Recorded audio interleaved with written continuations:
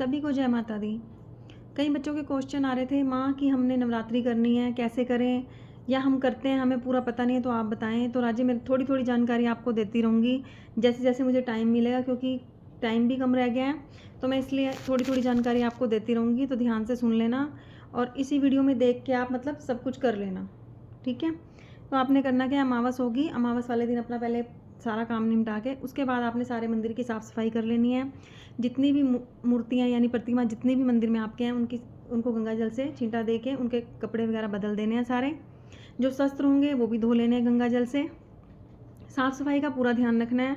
उस दिन आपने पूरे मंदिर क्लीन करके पूरी साफ़ सफाई करके मंदिर को अच्छे से सजा देना, जो भी आपने तैयारी करनी है, ठीक है। उसके अगले दिन आपने सुबह को उठ के 5 बजे या 4 बजे, वैसे तो 4 बजे उठ जाना चाहिए, 4 बजे नहीं उठ सकते तो 5 से 7 के बीच में आप सब काम निपटा लें। जो मंदिर का काम है आपका वो सब कर लें।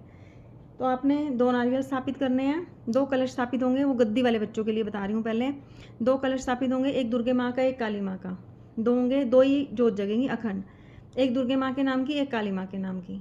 दुर्गे माँ की देसी घी की या तिल के तेल की जला सकते हो और काली माँ की सरसों के तेल की जगेगी जोत। सभी के नाम की अरदास लगेगी, ठीक है। ध्यान से सुन लेना सभी बच्चे कि बार बार नहीं बताया जाएगा, तो सभी ध्यान से सुन लें। और जो जॉब वाले बच्चे हैं वो सुबह शाम जोत जगा सकते हैं, ठीक है, सुबह शाम भी कर सकते हैं। जो बच्चे जॉब करते हैं और बाहर रहते हैं, जो नॉर्मल पूजा जिन्होंने करनी है वो देसी माँ की देसी घी की अखंड जोत भी जगा सकते हैं, ठीक है। सबकी अरदास लगेगी। सबसे पहले अपने गुरु के नाम की अरदास लगेगी, अपनी कुल देवी की माँ के नाम की अरदास लगाएं, अपने पितरों महाराज के नाम की अरदास लगाएं, माँ काली की, भैरव बाबा के, हनुमान जी की और गुरु गोरखनाथ जी की। तो इन सब की अरदास लगेगी। और जो आप अगर और किसी को मानते हैं तो उनकी भी अरदास आपने लगानी है जिनकी आप पूजा करते हैं, ठीक है। उसके बाद आपने माँ दुर्गा के लिए एक लाल चुन्नी और 16 श्रृंगार, आप में सामर्थ्य हो तो आप माँ का चोला भी रख सकते हो।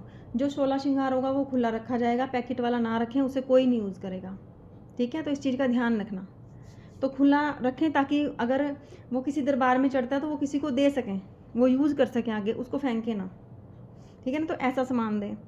और जो माँ काली हैं उनकी काले रंग की चुन्नी और 16 श्रृंगार, और जो अरदास होगी वो होगी।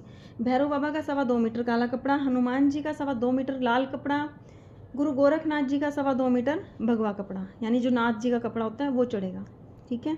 अरदास उनमें रखनी है सब में। सबको लड्डू का भोग लगेगा 2-2। माँ काली को पान, पेड़े, लौंग, इलायची, पताशे और इनका भोग लगा सकते हो। नींबू रोज़ चढ़ेंगे। माँ को नीम की टहनी रोज़ चढ़ानी है आपने, हो सके तो, नहीं तो पहले दिन तो ज़रूर चढ़ानी है। दुर्गे माँ को फ्रूट का भोग लगेगा, फल का भोग लगेगा और पंचमेवे का भोग लगेगा, ठीक है। और बाकी सबको लड्डू का भोग लगेगा। अपने गुरु के नाम का आप चोला भी रख सकते हो और अरदास भी निकलेगी और 16 श्रृंगार उनका, ठीक है। और हो सके तो माँ दुर्गे काली के नाम का निकाल सकते हो तो वो भी बहुत अच्छी बात है, नहीं तो अपनी सामर्थ्य अनुसार करें जो भी है। 2 सुपारी गणेश जी के नाम की, 2 माँ दुर्गा की, 2 माँ काली के नाम की रखें, 2 भैरव बाबा जी और 2 हनुमान जी की उनके चरणों में रख दें। फिर आपने खेतरी बीजनी है।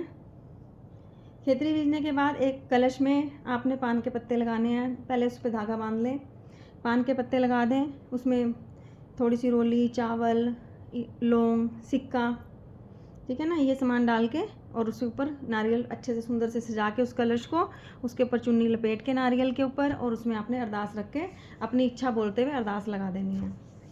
जो चौकी वाले बच्चे हैं, जो गद्दी वाले बच्चे हैं वो 2 करेंगे और जो नॉर्मल हैं वो 1 में ही अपना सारा वो करेंगे, ठीक है। उसके बाद आपको गंगा जल से सभी जगह पे छिट्टा लगाना है, ठीक है। फिर प्रसाद, भोग प्रसाद सब लगा देना है। फिर जो आपने मतलब जो पाठ करना है, जैसे दुर्गा सप्तशती पढ़नी है वो पढ़ सकते हो, दुर्गा चालीसा, काली चालीसा, शिव चालीसा, ये पढ़ सकते हो। मंत्र जाप भी आप कर सकते हो, ठीक है ना। तो ऐसे करना है। माँ की आरती करनी है, उनको भोग प्रसाद लगाना है अच्छे से, और आरती आपने 2 कपूर और 2 लौंग लेके माँ की आरती करनी है। और फिर उसके बाद रात को मंत्र जाप होगा। जिन बच्चों के गुरु नहीं है, वैसे गुरु होने ज़रूरी है, पर जिनके गुरु नहीं हैं तो वो ये कर सकते हैं कि आप हाथ में जल लेके आप बोल सकते हैं कि मैं आपको गुरु मानकर मतलब ये जाप करने जा रहा हूँ या जा रही हूँ, तो मेरे ये जाप स्वीकार करें। तो 3 बार जल लेके आपको अपने हाथ से घुमा के, ऊपर से घुमा के 3 बारी, फिर धरती पे छोड़ देना है। इससे आपको जो आप पूजा मंत्र जाप करोगे उससे कोई नेगेटिव नहीं परेशान करेगी, ठीक है ना, नेगेटिविटी पास नहीं होगी आपके, और आपका एक कवच हो जाएगा वो। पहले हाथ जोड़कर प्रार्थना करनी है कि मैं जो ये मंत्र जाप करने जा रही हूँ तो उसमें मेरे माँ बाबा मेरी रक्षा करें, जिसको भी आप मानते हो। और या तो फिर आप इन दिनों में अरदास लगा सकते हो कि मेरे जो भी गुरु हैं उनके मेरे को दर्शन कराएं, तो आपको ज़रूर माँ दर्शन करवाएगी अपने गुरु के, जो आपके सच्चे गुरु होंगे, जो आप गुरु बनाना चाहते हो, ठीक है, उनके दर्शन माँ जरूर कराएगी। तो आप ये काम भी कर लें, तो जो आपको सब स्वप्न में माँ दिखाए उसको आप अपना गुरु धारण कर सकते हैं। सिर पर कपड़ा बांध के जब मंत्र जाप करोगे सिर पे कपड़ा होना चाहिए।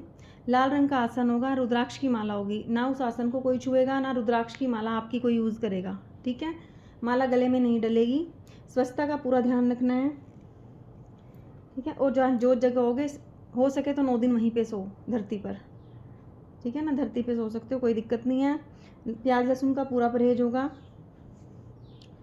और प्याज लहसुन का पूरा परहेज होगा। और आप रात को जब आप वहाँ सोओगे तो आपको तीसरे चौथे दिन, जिस दिन तीसरा चौथा नवरात्रा होगा, माँ के दर्शन जरूर होंगे।